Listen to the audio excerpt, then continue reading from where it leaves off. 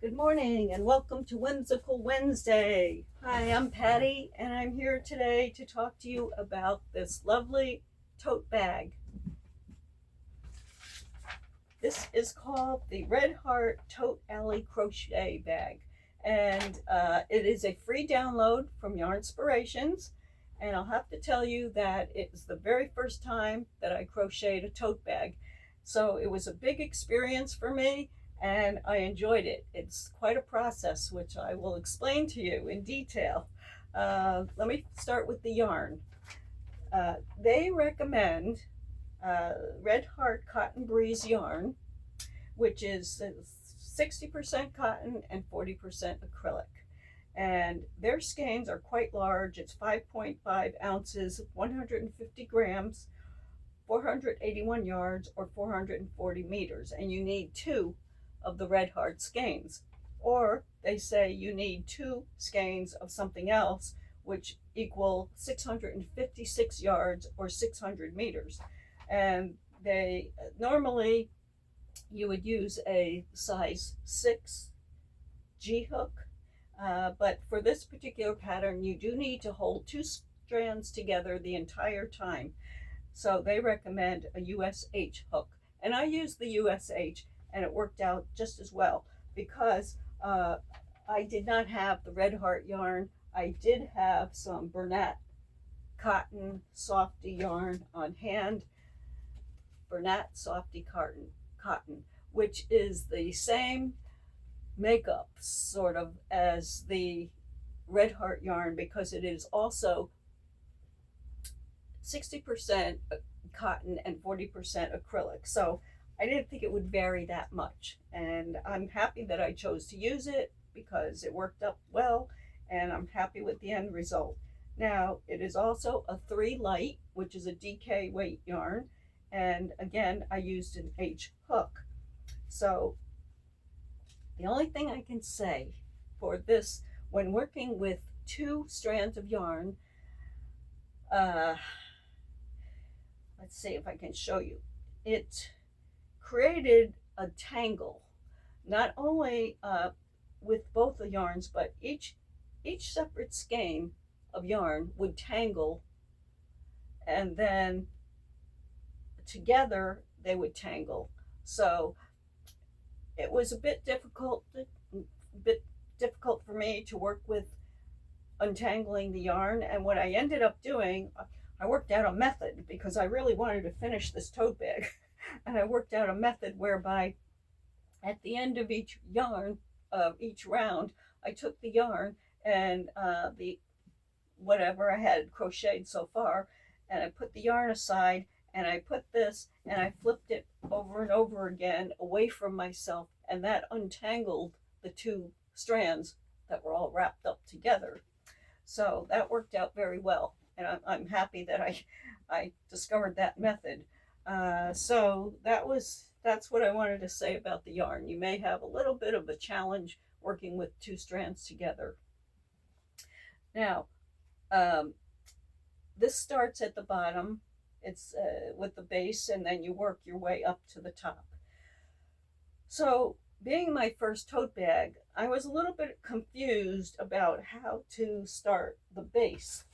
Um, and I'm not saying that the instructions are difficult to follow. It's just I had never worked with that type of a base before. So for me, it was a little confusing.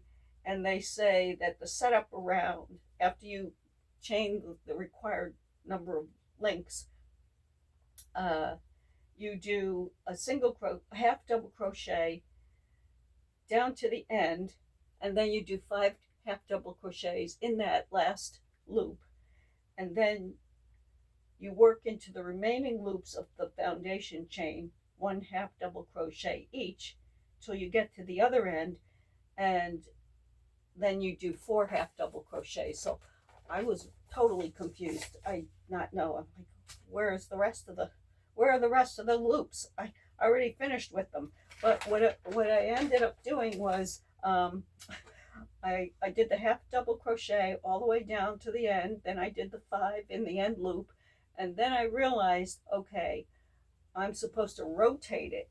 So I rotated it And then I did the other side all the way down to the end, and then I did the 4 half double crochets, and that worked out perfectly. So then I had established my base.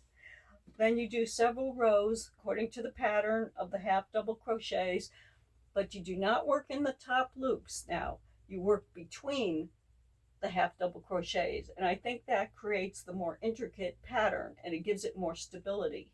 So I really like the looks of it. It's beautiful. And then you have to create this ridge, if you can see that.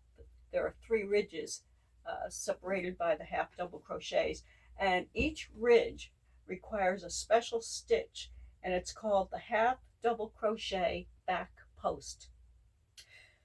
Now, I have done both back post stitches and front post stitches, but it's been a while since I had done a back post crochet stitch. So I was really fighting with under and over and in and out, and it took me a while to get accustomed to the stitch. But once I had it down, and I referred to the instructions, which were very clear about how to do it. It says half double crochet back post, yarn over the hook, yarn over YOH. Yes, yarn over the hook and draw up a post around the indicated stitch. Insert the hook from back to front to back. Yarn over again and draw through all 3 loops. So those were very good instructions, and I did refer to those to make sure I was doing it correctly. It's just that you're always working on the right side throughout the entire project with 2 strands held together. So you want to make sure that you always have those 2 strands. And it just was a little bit awkward for me when I first started going through the back and out, in and out, in and out. But after a few stitches, I got the hang of it, and then it wasn't really difficult. And really, you will only be doing 3 rows of those special stitches, and in between each of those special stitch rows, you'll have the half double crochets. So it's not a big deal. And then the pattern switches to what they consider a shell stitch. Now, I have worked with crochet shell stitches before, and I was always under the impression that a shell stitch was made up of 3 double crochets into the same stitch. But for this particular pattern, they consider a shell stitch only 2 double crochets into the same stitch. And that's fine because it looks beautiful.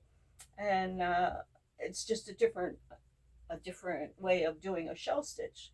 I thought it was more like the V-stitch, but it's not. So I don't want to confuse you. It's not the V-stitch. It is a shell stitch made up of 2 double crochets. And again, you do not go through the top loops. You go between the double crochets from the previous row. So this part is half double crochets, and this part is made up of double crochets. And then after a certain number of inches, you just stop. The pattern just stops right there. And then it goes on to describing how to do the straps. But recently I had done a pattern, and it ended with a final row of slip stitches. And I really liked the way that looked. So I did a few stitches to practice and see what it would look like. I was, oh, this is great. It actually resembles these special rows, these ridge rows. So what I ended up doing was an extra row just of slip stitches to finish off the pattern. And it's actually quite nice. And it does match the special ridge rows. Then I went on to the straps. And I've never made crochet straps before, so that was a challenge also. So I crocheted the recommended length. I didn't alter it, but if you're tall, you might want to add more lengths. And if you want it more of a purse and shorter, you probably want to decrease the number of lengths. But that's up to you. That's all optional. So I used the exact pattern the way it was written, except that I added that special row of slip stitches to finish it off. But otherwise, I did it exactly as it was written. And for this, you stitch the required number of chains, and then you do a single crochet all the way down to the end, and then you flip it, you turn it so that you work into the back bumps. And I had never done that before. I was totally confused, and I'm like, I kept looking at at my work, and I was like, am I going into the back bumps? Am I? And a few times I had to tear it apart to make sure that I was really going into the back bumps. And anyway, so I think the second one came out a little smoother than the first one. You know, it just takes a little bit of practice. But I was very happy that they did not suggest making an I-cord, because I actually did try to do an I-cord at one time with crochet, and it just didn't work for me. So I was so happy that this had an alternate way of making a strap other than using I-cord, and I think it's really nice. When I was finished, I was so happy that both were the same length. They just came out perfectly the same length somehow, magically. And but they were a little bit, not spiral, but they had a little bit of a wavy tendency to them. And I thought, did I do something wrong? So I just held them at either end, and I stretched them. I mean, I really pulled them as tautly as I could, and it straightened it out. So I don't know if it really increased the length or not, but I was happy that I did that. I really tugged on them, and they straightened out, and then I just secured them from the inside as they suggested, and I think it really makes a lovely tote bag. And the good thing about this, even though it is a mesh design, these mesh stitches are not widely woven. They're just not that wide, so it's nice. It's not terribly tight, but it's not terribly wide. So this would be perfect for taking to the market, for the grocery stores. If you want to put some books in here, if you're going to school, it's great.